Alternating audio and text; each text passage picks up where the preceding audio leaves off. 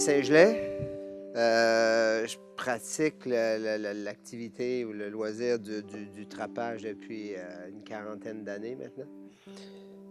Puis chaque automne, on se fait un devoir de préparer, d'aller reposer nos pièges d'une année à l'autre, puis de toujours trouver le beau moment là-dedans pour s'amuser aussi en même temps, parce qu'on ne fait pas ça pour vraiment les sous que ça procure. On fait ça vraiment parce que c'est une passion puis on aime ça. J'ai commencé à attraper en accompagnant mon grand-père. J'étais tout petit, j'avais 6 ans. Et puis dans ce temps-là, la fourrure, ça valait très cher comparativement à aujourd'hui, à ce qu'on compare l'argent de ce que ça vaut. Je vous dirais que, là, une cinquantaine d'années, le prix des fourrures valait plus cher qu'aujourd'hui. Ça fait que, imaginez-vous, là, une cinquantaine d'années, un lynx à 100 $, 150 $, c'était beaucoup d'argent. Aujourd'hui, un lynx, l'année dernière, ça valait 40 $. Fait que j'accompagnais mon grand-père sur sa ligne d'attrape. C'est vraiment lui qui m'a amené les premières fois puis qui m'a donné le goût de pratiquer cette activité-là.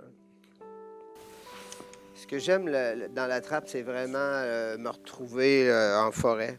C'est vraiment c'est pas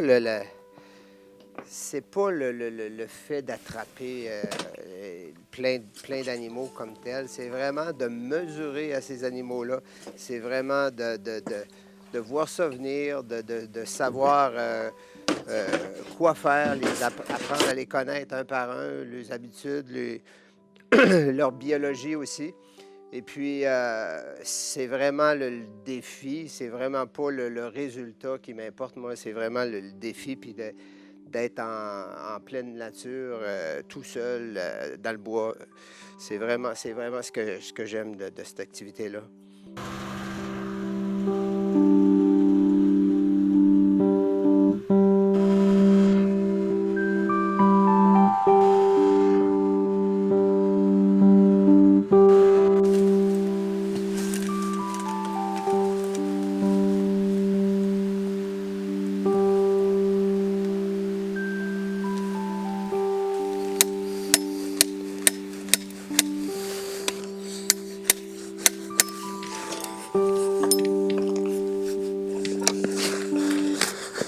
Bon,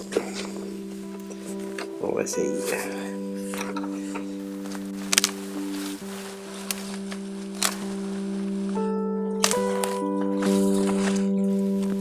Tu vois que les pièges grossissent à mesure que l'animal qu'on vise est gros. Castor, le piège est encore plus gros.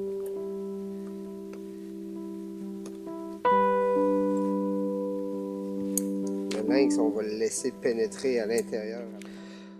Beaucoup de gens nous demandent si les animaux souffrent quand on les attrape.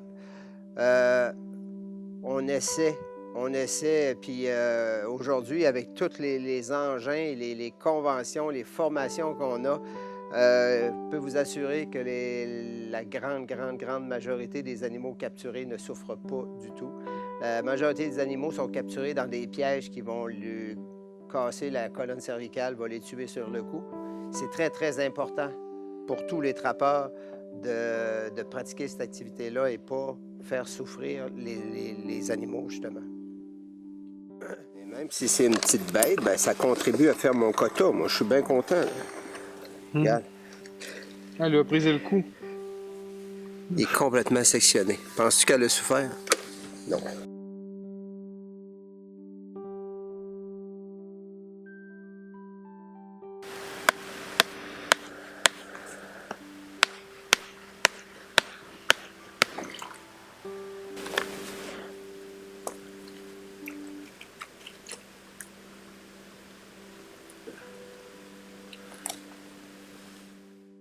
Je dirais qu'une grande partie de notre activité vient des demandes des gens où ils ont des problèmes, où ils ont des gens qui ont des agneaux vont nous appeler pour protéger des coyotes. Des gens qui ont des lots à bois nous appellent pour débarrasser des castors. La majorité des castors qu'on prend, c'est tous des animaux qui ont bloqué des chemins, qui ont brisé des routes ou des choses comme ça. Les castors, moi, qui sont bien installés à des endroits, je les prends pas, je les laisse à leur place. Je vais prendre juste l'excédent.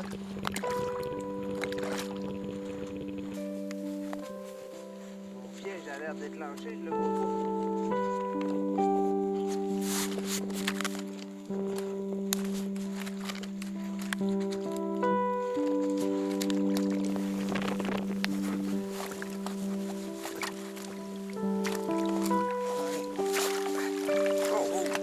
Tabarnache, il est beau. Paraissait pas ça. S'il n'y avait pas de prélèvement sur aucune bête, si les animaux étaient laissés à eux-mêmes, il n'y en aurait pas plus. Il n'y aurait pas plus d'animaux et probablement à cause de toutes les activités que l'humain a fait sur la nature, ça le nuit à certaines espèces, oui, et ça en a favorisé d'autres.